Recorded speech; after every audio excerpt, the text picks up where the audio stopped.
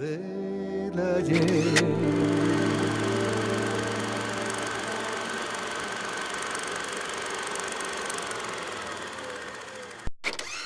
Walter, usted comienza a pensar o a trabajar en proyectitos de televisión mucho antes de que haya Canal 11 aquí. No, no pensaba, pero sí seguía de cerca con expectativa, digamos.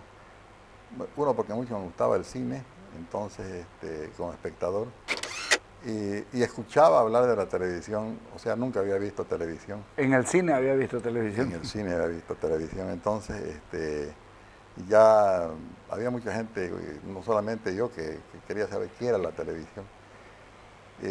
Se cumplió, digamos, esa perspectiva de ver algo de televisión fue cuando un día de eso, en el 59, a finales del 59 fue, don Humberto Bustamante, que tenía representación de Philips, acá en Philips Sí. de Holanda, ¿no? Sí. Trajo un técnico, parece que era una de las iniciativas de la empresa, ir mostrando, digamos, en algunos países lo que podía hacer la televisión. Entonces instalaron un circuito, un sistema cerrado, y lo instalaron ahí en lo que era la prefectura antes, ¿se acuerda, no? Ya. Entonces ahí en la acera sur de la plaza principal pusieron unos 4 o 5 monitores o televisores de aquella época. Y bueno, pues se armó la televisión ahí. La gente acá en Santa Cruz, donde va Clemente a la Bulla, la gente se llenó como en una concentración a ver la televisión. O sea, seguramente tenían una cámara, no sé cuántas cámaras, pero ahí aparecieron conduciendo programas, y el programa que daba para que la gente vea que la televisión, los hermanos Limpias, no sé si los ubica. Sí, claro, A Jorge y Carlos, Carlos. ellos eran los animadores, pusieron Corbate Milch y todo, y algunos otros muchachos que eran aficionados, digamos, a la cuestión del micrófono, y los cantores de la época, los tríos, los solistas, aparecieron ahí. Y era en vivo Claro, el circuito estaba instalado ahí arriba, ¿no? Ya. Entonces, era al vivo, era al vivo. La casa Bustamante estaba frente a lo diagonal a lo diagonal de lo que era la policía. Sí, sí, sí. Entonces, pero creo que el sistema todo lo instalaron arriba, porque yo, curiosidad de muchacho, me subí y vi la montonera de cables y todas esas cosas que estaban instalados ahí. Entonces, ahí fue por primera vez que yo vi televisión, digamos, televisión. Fue a finales de la década del 59. Después entra con fuerza en la radio usted. En la radio ya yo estaba, no era, digamos, era Estaba en Radio Centenario. en Centenario. Sí. No, la Centenario salió en el 61. Trabajaba con Lolo Araújo. Cuando estaba perifoneando con Don Lolo. Perifoneando, vendiendo lotería. Sí, sí. Las liquidaciones del Gato Blanco, las liquidaciones de la Casa Barata, todo eso. ¿Había Gato Blanco aquí? Gato Blanco, no me acuerdo. Ahí en la calle Libertad. Ya. Me acuerdo, pero había un gato, sí. Ya. Una tienda con un gato. Y la Cárfora, pues. Claro. La Cárfora del Palacio de los Casimires. Sí, señor. ¿no? Sí. Entonces nosotros nos ocupábamos de volantear eso, o sea, repartir los volantes y hacer la propaganda. Y a veces Lolo nos mandaba ahí a la misma tienda con un parlante, y ahí de adentro le poníamos también el anuncio de la liquidación para que la gente entre a comprar, ¿no? Era uno de los servicios. Ahí ya estábamos metidos en eso hasta que ya llegó la oportunidad en el 61 para hacer radio. Digamos. ¿Y la televisión? Canal 11, ¿cómo Canal llega usted 11, ahí? Recién fue en la década del 70, el 73, sí. 73, 74. ¿Cómo llega a la televisión? Llegué, me apalabraron, digamos, la gente que estaba ahí, Jorge Gil, Jorge Oría, la gente que manejaba el canal. Los primeros. Los primeros. Sí. Entonces empecé de sonidista, que no era cosa de otro mundo manejar una consola con cuatro botones. Con 4 botones.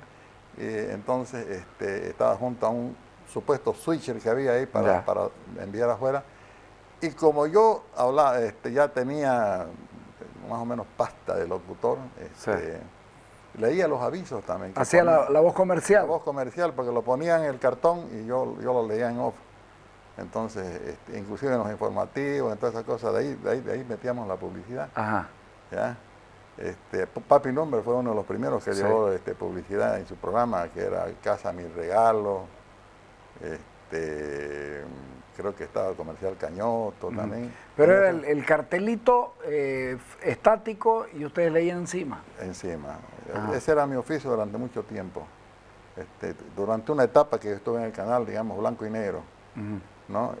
Pero lo acompañé al canal en su crecimiento, en sus idas y venidas que tenía en cuanto a muchas reestructuraciones que tuvo el canal, porque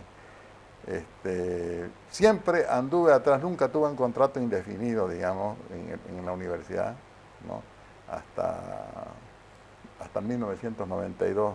¿Recién? Recién, porque yo también medio volantín, andaba más pegado a la radio y de vez en cuando también me conseguí algunas bequitas, me fui a España, estuve en México también. ¿En México qué hacía? Fui a una radio, o sea, hay un sistema integrado de radiocomunicaciones en México y yo intenté, y fue a través de la universidad, ya en el departamento de becas fui y presenté por si acaso y me surtió, ya, pero no fui a cuestión de televisión, fui a cuestión de radio. Ya, entonces allá hice algunos cursos especializados de radio, que más eran teóricos, ¿no? Porque el mexicano un poco celoso, muy poco lo dejaba a uno ingresar, o sea, era difícil de que yo me lance. No sé si en esa época ya había educado un poco la voz, porque al principio mi voz era malísima. ¿Ah, sí? Sí, malísima, o sea, fue poco a poco lo que fui agarrando un estilo. Creo que el locutor, si se propone, va modulando y va escuchando y lo hace, ¿no? Buscando la forma así como no imitar ni aplicar los estereotipos. Sí. Y después ya cuando volví, ya la televisión estaba en la misma, pero había otro tipo de gente. Ya apareció Los Pomas, apareció Cecilia Kenny. El Papi es uno de los pioneros, Papi Number, porque con todas las limitaciones que tenía el canal, Papi ya salía con un programa deportivo. Pipi Yacín leía noticias, Bismar Gutiérrez también leía noticias, ¿ya? Y eso que el canal transmitía 3 veces por semana, nada más. Porque imagínense, salíamos en el número 8, salíamos. Sí. Inicialmente se salía en el 8 porque el 7 ya tenía señal acá vía microondas. Entonces se llegó a un acuerdo para no chocarse, para no mezclarse, entonces era día por medio la cosa, ¿no? Hasta que en esas reestructuraciones aparece Jorge Oría y fue uno de los que más se interesó, digamos, en darle forma, digamos, a tener un proyecto de centro de televisión ya, ¿no? O sea, se buscó la forma de que el transmisor de 5 vatios, creo 10 vatios que tenía, 10 vatios, ¿no? Se ha cambiado. Entonces, el director el primer director era un profesor, Noel Alderete, que ya falleció. Claro. Y el que hizo el transmisorcito también, fallecido, Andrés Turner. Ya. ¿No? Entonces, ellos buscaron la forma de comunicarse con gente de Argentina, para traer un transmisor. Creo que trajeron un transmisor de un poco más de capacidad, pero el transmisor que más se usó fue un transmisor que ya pertenecía al sistema universitario, o sea, a la UNSA de La Paz. CV. El CV, ¿no? Pero le conté de que esto fue a través de una ley del gobierno, fue del 22 de diciembre del 65, que la ley autorizaba a las universidades a tener por la parte de extensión universitaria, tener, un canal experimental, educativo. Más que todo en circuito cerrado, pero no era en abierto, ¿no? Pero entonces el tema de que ya se sabe que el canal abierto fue una dañinera, una travesura de Turner y de la gente que quería, y lo pusieron y lo abrieron. Entonces, fue un transmisor que pertenecía a la universidad, a la UNSA, de 1000 vatios. Con ese Jorge Gil, que ya estaba de director, porque Jorge se fue a México, se puede decir que se aplicó la era de oro de la televisión, porque aparecieron personajes, como ya le dije, de Poma y otra gente, productores que a pulmón. ¿Ya hacían todos los días? No, las transmisiones se hicieron todos los días, fue como consecuencia de tener ese transmisor. Ajá. Porque resulta de que antes... Porque me está hablando de un montón de gente que hacía cosas todos los días. O sea, había programación para sostenerla. No. Está hablando de Poma, de Cecilia, de Jorge, de Papi. Ellos trabajaban en el canal. Ajá. Ellos trabajaban en el canal. Poma vino como un productor independiente a hacer el Cherú. Pero yo, déjeme que le cuente un dato, sí, que no quiero que se me escape. En esa etapa de transición donde querían de que el canal se vea, porque se veía solamente a 4 cuadras de la Avenida Ejército, apareció un avivato de esos, creo que apellidaba Camus. Sí. Y vino y le dijo que iba a tener un transmisor de 1 kilovatio y todas esas cosas y demás, perendengues para que el canal salga bien. Inclusive nos hicimos, ya yo estaba metido en el asunto, nos hicimos ilusiones de que lo íbamos a inaugurar oficialmente el canal y que ya iba a dejar de ser experimental en un acto especial en la Plaza 24 de septiembre. Y el prometido transmisor no llegó nunca. O sea, llegó las latas, el cascarón, pero lo de adentro no llegó, no sé qué líos hubieron. Y el tipo, para compensar, entregó una cámara que hasta ahora está ahí, que nunca funcionó, una cámara a colores, ya no funcionó, y otros aparatos más que no sirvieron, o sea, un tumbe que le hicieron a la universidad, ¿no? Entonces volvimos otra vez al equipo viejo para no quedar mal con el pueblo, hacerlo ¿no? Y así va pasando las reestructuraciones del canal, y siempre en esas, yo me doy cuenta de que estuvo Jorge Oría, porque Oría estuvo 77, 78, 83 y 84 de director. Con algunas que fue Jorge y Cecilia también ocuparon cuando él viajó, sí, ¿no? Pero ahí es donde surge la posibilidad de presentar un proyecto de hacerlo educativo al canal, definitivamente educativo, y quien lo preparó fue Jorge Oría, al gobierno japonés, ¿no? O sea, eso fue en el 82, más o menos. Se preparó todo, ya vino el embajador, se lo explicaron, y a los 2 años estaba el transmisor de 10 kilos acá en Santa Cruz. Entonces, 200 kilómetros de radio, sin repetidora. Y un transmisor tan bueno, Carlos, de que aún cuando se le ajustan todos los aparatos vetustos que tiene ya, porque es un transmisor que está fuera de catálogo, ya no hay ni repuesto siquiera para él, amén de que se consigue la lámpara solamente, que hay que traerla ya a China, porque pretender tener una lámpara japonesa es imposible. No vale ya nada. No hacen los japoneses. Ya no hacen los japoneses, los chinos lo hacen y cuesta $12,000. Entonces, esa fue, me imagino yo, la etapa de oro de la televisión, cuando ya ¿no? Y el 84 que empieza la televisión privada. En el 84 empiezan a aparecer ya los canales. Y yo también en esas cosas llegué a trabajar con Lucho Joruco. ¿Usted hacía en Hola Santa Cruz? Centro Son Producciones, sí. Frente a la iglesia de San Andrés. Sí, de San Andrés. Sí. Ahí hacía conciertos. Y de ahí sale el Canal 2. El Canal 2 nació de ahí. Sí. ¿No? O sea, como dice uno, yo funcionario subalterno, era su jefe de producción de Lucho para Hola Santa Cruz. Y un programa carnavalero que fue el primer programa carnavalero que se puso. Lo hacíamos en Centro Son y lo pasamos ya en el 13 en la televisión privada. Ya. Porque ese programa lo hacía usted, ¿no? Yo lo hacía, fue el primer programa carnavalero. Y no me inmiscuí, pero... ¿Usted estaba en Taquiña en esa época? En Taquiña, no? Sí, estaba en Taquiña. Okay, claro, me acuerdo. Sí, claro, yo trabajaba en Taquiña. Sí. Trabajaba en Taquiña ahí en eventos. Sí. Y resulta de que no me involucré, pero fui casi testigo de que cuando ya los privados querían monopolizar el tema de la frecuencia, ¿no?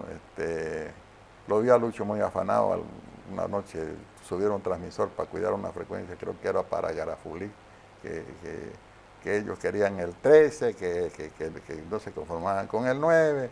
Al final hubo un personaje que yo lo valoré en aquella época y lo sigo valorando y me gustaría que usted alguna vez lo tenga aquí, es Kiko Aguilera.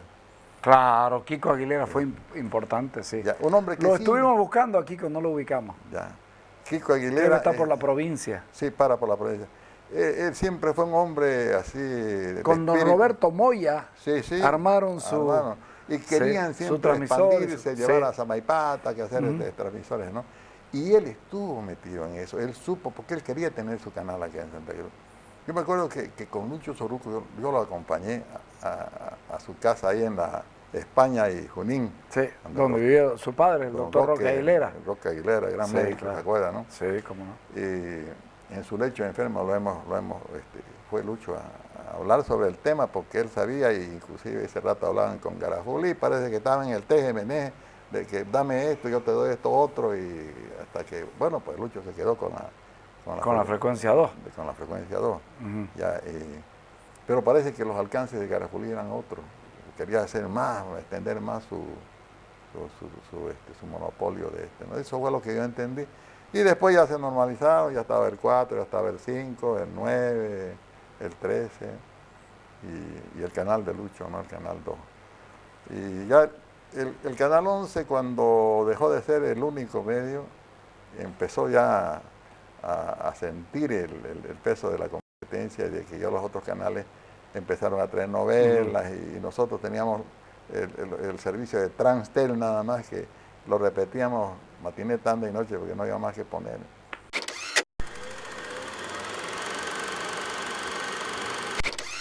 Y logramos competirle a la televisión Contame boliviana. cómo es que terminan transmitiendo el Mundial del 78.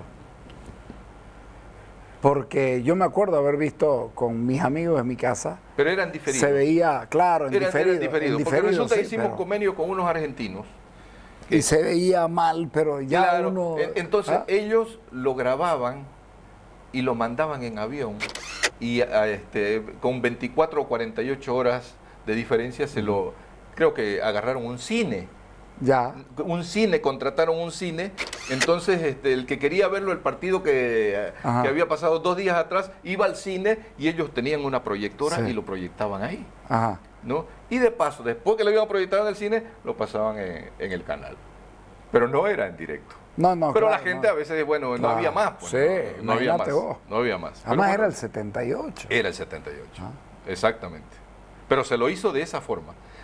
Recibiendo los cassettes que venían de Buenos Aires y después de emitirlo en el cine, lo emitían en la televisión. Bueno, trabajan toda esa parte, aprenden, toman la experiencia tarijeña. Sí. Y después tienen problemas con los números, con el número del canal, eso es interesante. Tenemos problemas con el número porque... ¿El transmisor llegó en otro número? El transmisor llegó en otro número. No, iba a ser 13, llegó el 11. Además, cuando estábamos en el 8, ya teníamos problemas con el gobierno. Porque estorbaban al 7. Lo estorbábamos al 7. Sí. ¿Ya? Entonces, el gobierno, que no veía con muy buena cara que las universidades tengan televisión, ¿no? Entonces, a regañadiente lo acepta, pero nos condiciona. Primero, no nos da la licencia, fuimos ilegales hasta los años 80, hasta casi mediados de los años 80, ¿no? Pero nos pide que nos vayamos, que nos salgamos de ahí porque íbamos a interrumpir las transmisiones de Canal 7, ya estábamos saliendo nosotros y era imperioso que el 7 salga. No podía ser posible que Santa Cruz salga con su propio canal y no llegue la televisión boliviana. Entonces, bueno, se compra un transmisor y nos vamos al 11. Y el 7 continúa pues sin ningún problema. Jorge Orías lo arma, pero vos formás parte de una dirección interesante con programación ya más Porque Jorge sale de ahí a armar otro proyecto. Jorge estuvo un año. Claro, y de ahí sale a armar otro 77 proyecto. 78. Exactamente. Y luego Jorge viaja, se va al exterior, Sí. y desde el 78 hasta el 82 me quedo yo. ¿No? Entonces ya yo tuve la dirección del canal. Primero yo ingreso como jefe de programación y además estaba como lector de noticias y apoyaba producción, donde estaba además Cecilia Koenig, estaba Papi Number. En el periodo que me toca a mí como director ingresa gente muy interesante.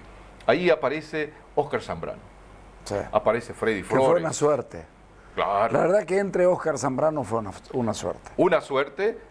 Se producen cosas muy interesantes. Juan Francisco Flores empieza a producir el programa Jaque Mate, y entonces damos cobertura a todos los partidos políticos, lo cual nos significó los que debates. Nos corretee García Mesa. Claro, a Juan Francisco lo meten preso y a mí me corretean.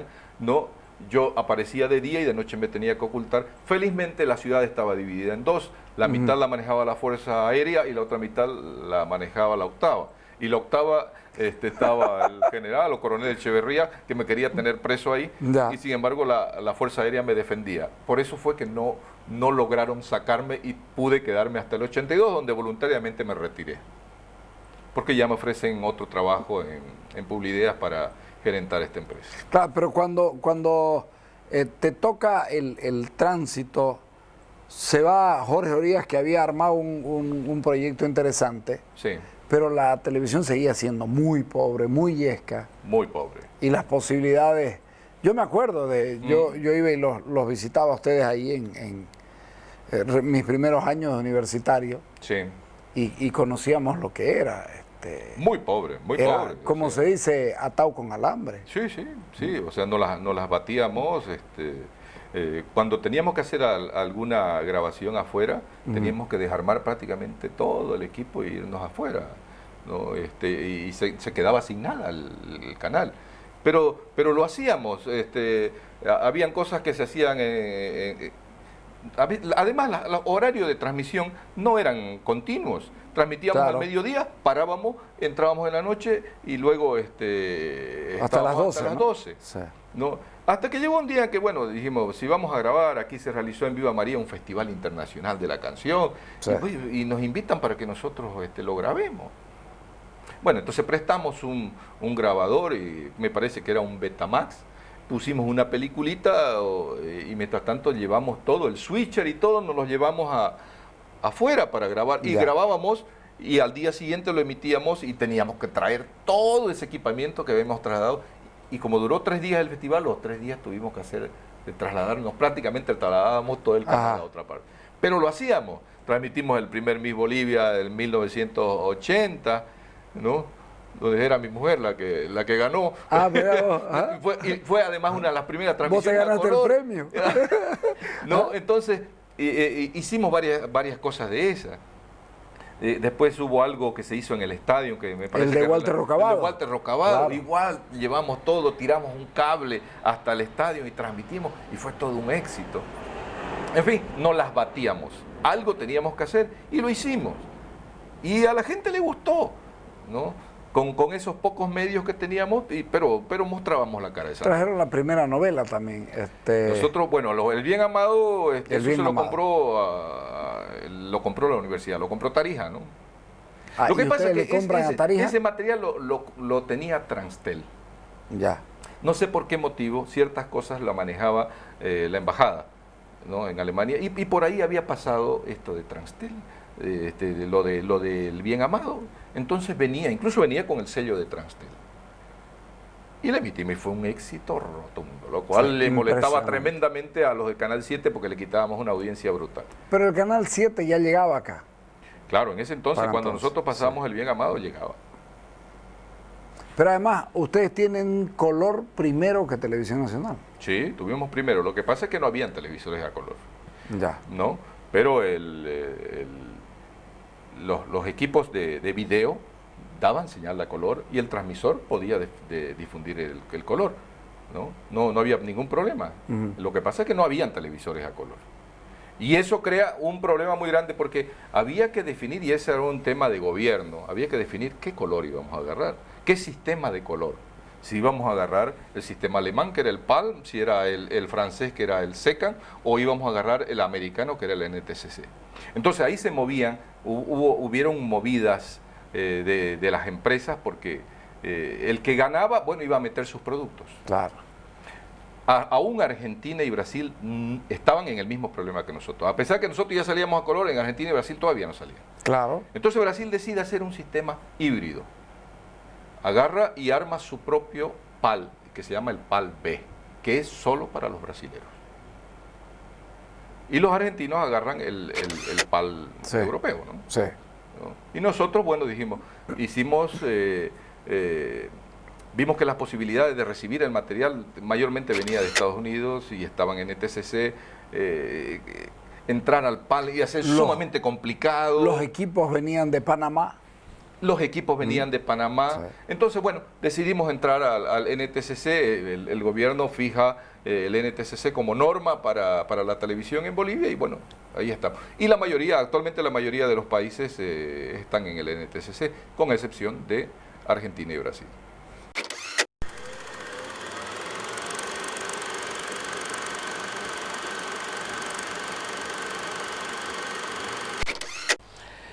Ese fue mi corto tránsito por la televisión. Porque En tu primer paso, porque en el primero. Porque te vas luego, a organizar la creación del periódico El Mundo, eso, que fue una apuesta muy grande. ese fue un proyecto grande. Fue un proyecto grande porque ya se trataba de una inversión importante, con una rotativa propia, una empresa con una gran cantidad de accionistas.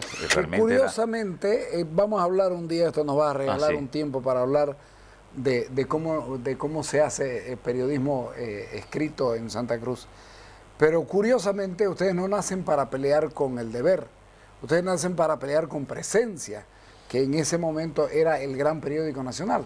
Llegaba Presencia a las 10 de la mañana y ya no se vendían más periódicos locales. O sea que la pequeña prensa local que había Había que unos vender 5, bastante a las 10. tenía un plazo de venta que era de 8, era el producto más perecedero del mundo. Moría en 2 horas y no se vendían allí. Llegaba Presencia y copaba todo, porque Presencia ya venía ilustrado, venía con agencias de prensa, tenía telefotos, cosas que no contaban Santa Cruz. Que era usaba. demasiado para... Entonces, adoptamos incluso para El Mundo el formato doble papel, que es el estándar, ¿no? Y el objetivo era desplazar a Presencia y creo que ahí se logró. Pese a que Presencia tenía un prestigio tan grande en el país, era el único periódico nacional, había batido récord de tiraje con la muerte del Che Guevara, había hecho reportajes importantes. Sí. Era un periódico que la gente lo esperaba en el aeropuerto, porque la gente había apetencia por la lectura. cierto.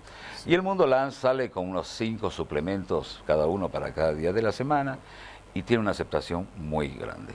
Pero ese será otro tema, yo creo, cuando hablemos de periódicos. Claro, después del Mundo, volvés a la televisión Sí, en universitaria. realidad viene el golpe de García Mesa, tenemos que dejar de trabajar, yo me voy a México con grandes amigos que tuvimos que irnos a hacer otras maestrías para entretenernos un poco. Y el 82 retornamos a Santa Cruz y nos reinstalamos a nuestras fuentes de trabajo, que era en el Canal 11 nuevamente, ¿no? Ajá. Y allí proseguimos unos 3 años, que es el momento ya en que se equipa con el gran transmisor, en que hacemos ya una producción local más ordenada. Y yo permanezco allí hasta el año 84, en que ya voy gestando la idea de otro periódico y esa es otra Pero historia. a contar, ¿no? esta segunda etapa tuya en Canal 11 es la mejor etapa de Canal 11 porque compite de igual a igual con los canales locales en producción local. Es la etapa en que empieza la televisión privada sin tener todavía permiso legal para funcionar, ya empieza de hecho a producir y a poner sus antenas. Sí. Y allí el canal dice, bueno, tenemos que ir pensando en que ya no vamos a reinar solos. Era muy fácil hacerle la competencia a la televisión nacional, que solo se ocupaba de la parte occidental del país y muy poca atención realmente al oriente. Entonces, ese 90% de audiencia que teníamos ganado prácticamente por inexistencia de una competencia, iba a desaparecer en el corto plazo. Entonces la universidad se plantea que anticipar los hechos y que organizar el canal. Pero no muere Canal 11. No muere, el Canal 11 sigue teniendo realmente... Con menos plata, con menos inversiones, porque todavía seguía siendo y sigue siendo marginal dentro del gran gasto y de la gran inversión universitaria, pero ustedes logran competir. La virtud del canal fue justamente la llegada de capitales grandes. La virtud del canal yo creo que ha sido el que no tenía intereses que defender que los de la comunidad en Ya. general. El pertenecer a una institución pública como la universidad nos daba justamente esa libertad de acción. No teníamos tampoco el condicionamiento económico de que la publicidad manda sobre la programación y no nos preocupaba demasiado el tema de cómo se financiaba, ya que te contábamos con el respaldo. Los sueldos eran pagados por la universidad y los productores hacían su labor, ¿no? Poco a poco la televisión privada, así de este núcleo inicial que fue el Canal 11, se van yendo los productores Claro, y comienza cada a uno separar. va a formar su propio canal o a integrarse a una sociedad que va a lanzar un canal privado. Pero hay un hecho interesante que solamente se da en Santa Cruz con relación a los canales universitarios, con relación a los demás universitarios, canales universitarios del país.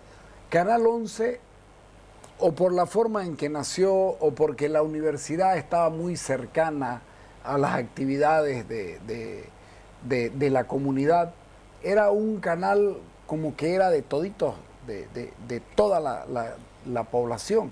Se sentía muy identificada con Canal 11. Y esto seguramente hizo que no sea marginado de las propias actividades de la gente. En La Paz, canal universitario no existe. Hay un canal universitario que está por ahí.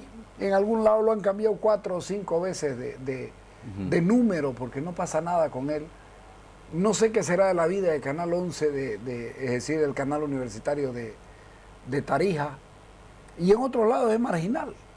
Aquí el Canal 11 sigue siendo el Canal 11. Es un mérito en realidad, porque estos canales que mencionas probablemente no pudieron ya soportar la competencia de la televisión privada, que se formó en forma de cadenas nacionales y ya tienen una programación mucho más atractiva y tienen producción también local propia. Pero en Santa Cruz ha sido un mérito el mantenerse y el tener todavía un público al cual llegan, no solamente en la ciudad, porque este transmisor permite llegar a poblaciones rurales a un radio de unos 200 kilómetros, ¿no? Es un potente transmisor que era el orgullo del canal en ese momento.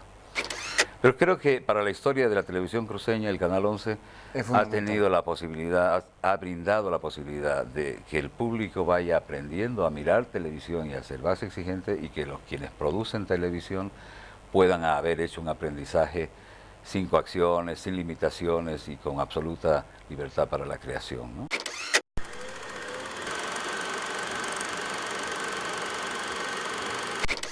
Entonces yo salía con mi Deportivo 3 en la espalda, unos póster de Pelé, me acuerdo, uno de Fórmula 1 que conseguí por ahí, sobrepuestos en Tergopol, ¿no? Y puestos ahí, bonito, se veía blanco y negro, no era tanto, pero bueno.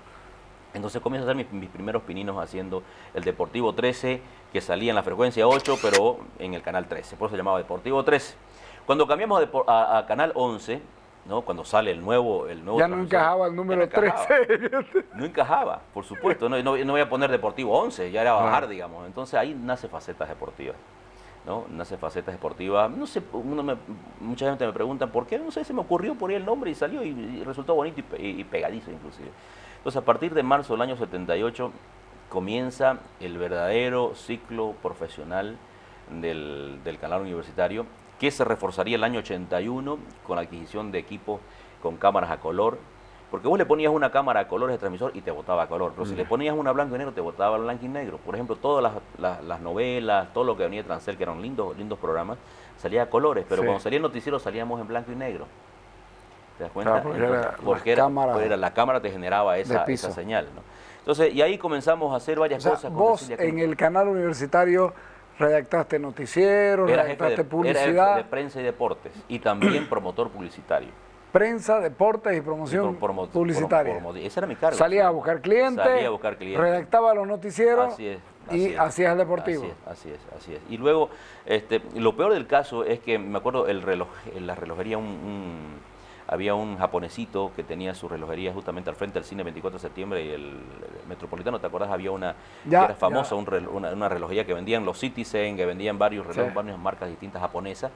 Me dijo, usted me ha estafado, porque no salíamos vendimos de septiembre hasta marzo, que pasaron varios meses, con una señal que solamente se veía hasta el segundo anillo. Era 10 vatios. Hasta que llegó el otro transmisor, pasaron buen tiempo, pero yo vendí buen dinero para la universidad en esa época. ¿Te das cuenta? Entonces, fue un problema bastante serio de credibilidad. Pero nadie sabe de que nos estafaron, nos tumbaron. Entonces yo me quedé como después, en la época en que se acababa la dictadura, en que se acababa el gobierno militar de General Banzer, en la apertura democrática, el primer programa, aunque no lo creas, el primer programa político y de análisis fue uno que hice yo. Se llamaba De cara al pueblo. Y Roque Mendoza me hizo, por supuesto, la escenografía, con dos rostros grandes hechos en blanco y negro, en las siluetas. En la silueta. Mira, oye, qué locura, me acabo de acordar. Ese lo hice yo, ese programa. Porque me dijo Jorge, bueno, además de hacer deporte y redactar, ¿por qué no hacer un programa? Y semanalmente lo hacíamos. Y hemos enfrentado en aquella época, yo recuerdo, a José Mario Serrate Paz, vos lo conocés, y a Adalberto Cuajara. Imagínate, el año 77. Lo que debe haber sido. Y estaba, ya sabía, ya la gente había retornado, aquella que estuvo exilada. Después me acuerdo al viejito Catoira, que era de la Central Obrera, acordate, con la Contra en aquella época, y comenzamos a hacer un enfrentamiento, y si se quiere hasta ideológico, que no era normal, siendo que incluso la universidad en aquella época todavía estaba en manos de la Falange. Claro. Era la UDP contra el Saldo. Exacto, te estoy hablando del 77, Carlos, te estoy hablando del 77, todavía no había llegado, pasó inclusive lo de Pereda Asbun, pasó la elección de Pereda Asbun ese año inclusive, y vos sabés que no... Antes de la amnistía general, porque hubo una amnistía restringida, que volvieron nosotros algunos. entramos a la huelga de hambre para pedir la amnistía general, el 78. Volvió cierta gente. Claro, no todos. Bueno, pero después, a raíz de todo, yo recibí muchas amenazas y ¿quién creyera? Hijo de padre falangista, vos sabés que mi padre es falangista hasta la médula de esta hora, ¿no? Obviamente las autoridades de la universidad me conocían como el hijo del camarada Nürnberg, digamos. Claro. ¿no? Entonces, pero hubieron muchas presiones. Incluso tocamos temas, por ejemplo... Para que no le des el agua a los comunistas. Claro, ¿por qué no está poniendo a los comunistas aquí? Pero era una apertura que me parecía sana, y yo tenía una visualización periodística. Yo tenía apenas 22 años, Carlos, ¿no? Recién formado, y la idea era, como lo veía yo también, la escuela argentina se comenzaba, pese a que había vivido en dictadura, pero también viví la época democrática, los enfrentamientos ideológicos con mucho nivel, inclusive en la televisión argentina, que era blanco y negro igualmente en aquella época.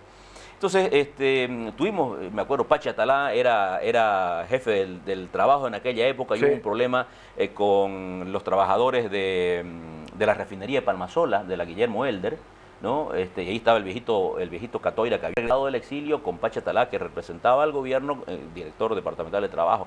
Unas luchas ideológicas. Tuvimos como 6 programas aproximadamente. Después los enfrenté a los ganaderos contra, no recuerdo quién.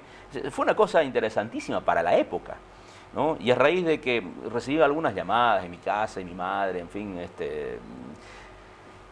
yo era soltero, era hijo de papá y mamá todavía, fue un poquito complicado, y mamá siempre me decía, no te metas en la política, no te metas en la política, y bueno, eso caló, y me dediqué, les pedí, no, yo no voy a hacer más temas políticos, me quiero dedicar a deporte, porque tampoco haciendo muchas cosas voy a terminar haciendo mal todas. Entonces, a raíz de eso me dediqué... Ya te dedicas en exclusiva al deporte. Con facetas deportivas ya. Que todavía era un programa era de la universidad, tuyo, era pero mío, era de de la la universidad, hasta el año 81, en que me dedico, cuando ya llega en los otros equipos y ya se hace profesional, diríamos, a la parte ya... ¿Pero cómo sobrevive todo este tiempo Facetas? Bueno, era empleado y recibía un sueldo de la universidad. Recibí un sueldo de la universidad, y yo, a raíz de que gané unos dineritos sacando comisión, porque una de las cosas que me permitió la universidad fue ganar comisiones de publicidad. Que vendí bien, y me compré un cacharro modelo 65, una TL alemán en aquella época, que eso me permitió moverme, fue mi primer cacharrito, digamos, ¿no? Entonces eso me permitió, más mi padre me ayudó, bueno, y con eso yo con ese cacharro, y yo compraba la gasolina y yo manejaba, me iba a hacer las entrevistas, porque vos sabés que... Con la única cámara que tenía el estudio. había, me daba una hora, entonces yo me iba a los entrenamientos de Blooming, de Oriente.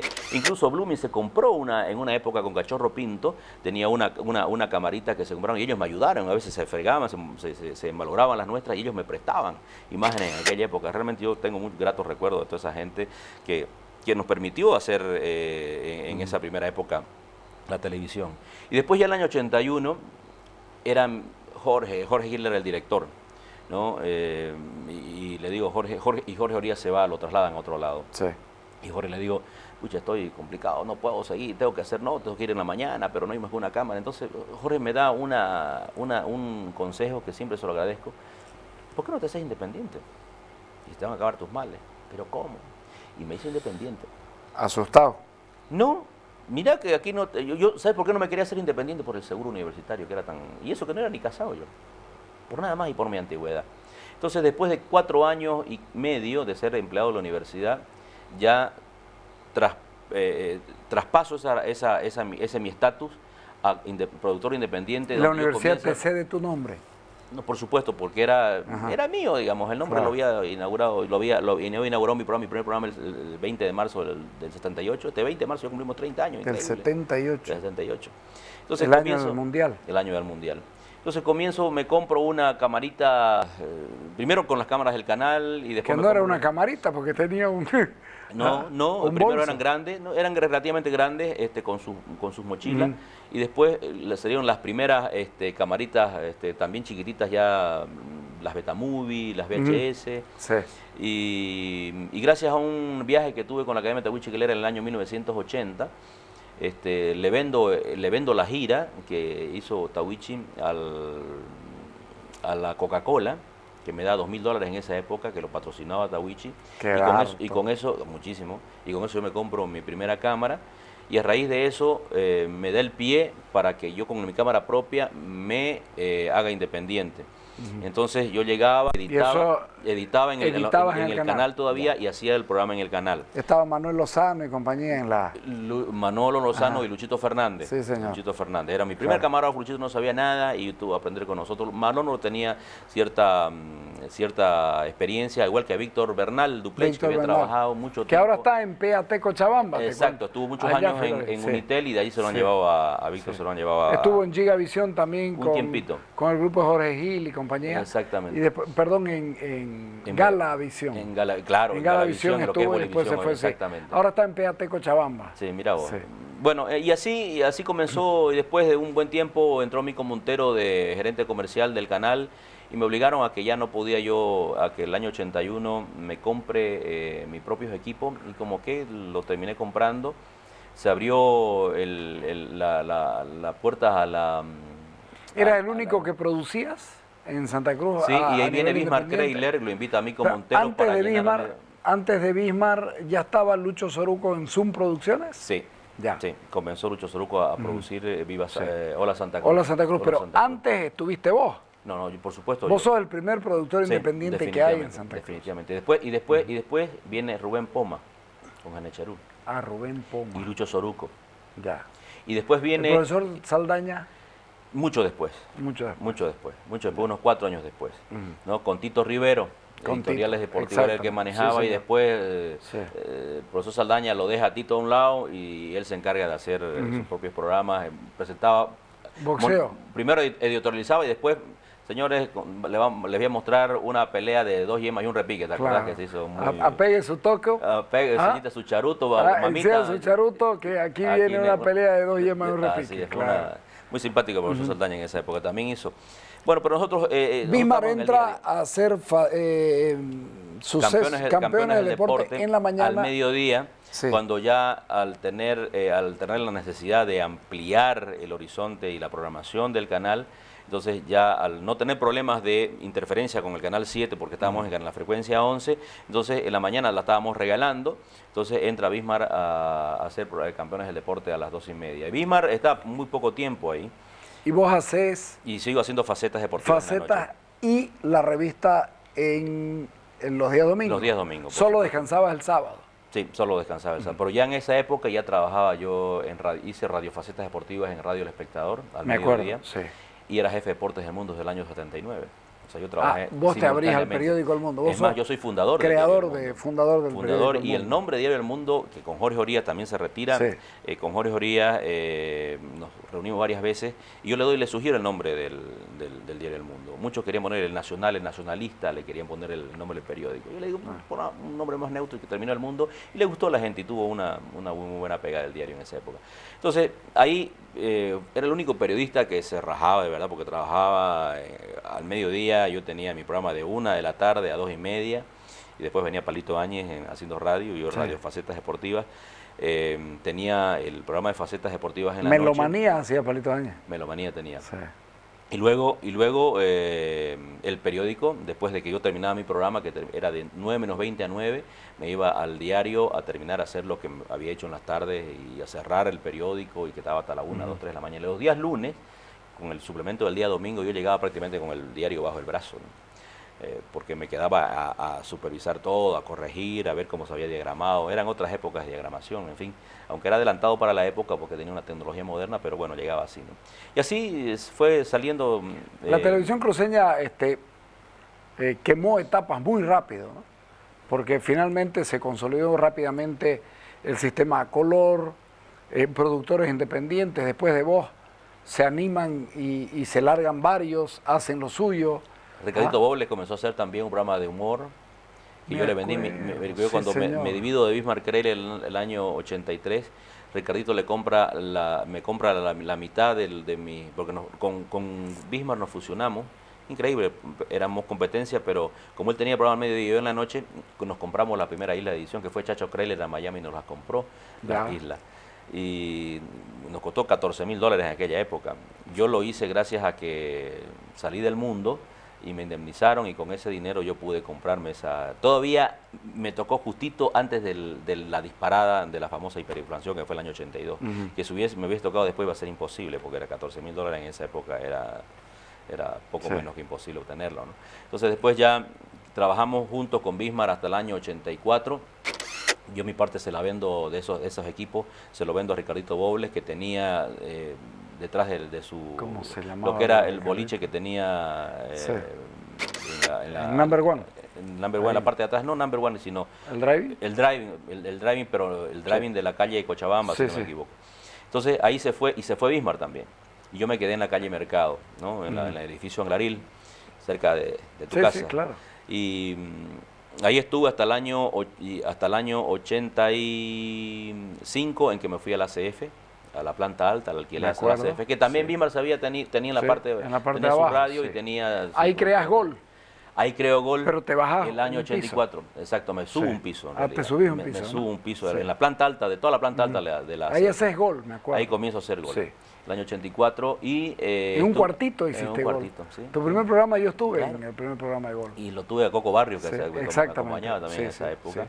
Y estuve hasta 31 de diciembre del año 87, y con Chichi Castedo nos fuimos que me ayudó mucho Chichi en esa época, me hizo unos diseños y armamos una mampara, y me fui a la calle Independencia, donde estuve muchos años ahí, del 87 hasta el 95.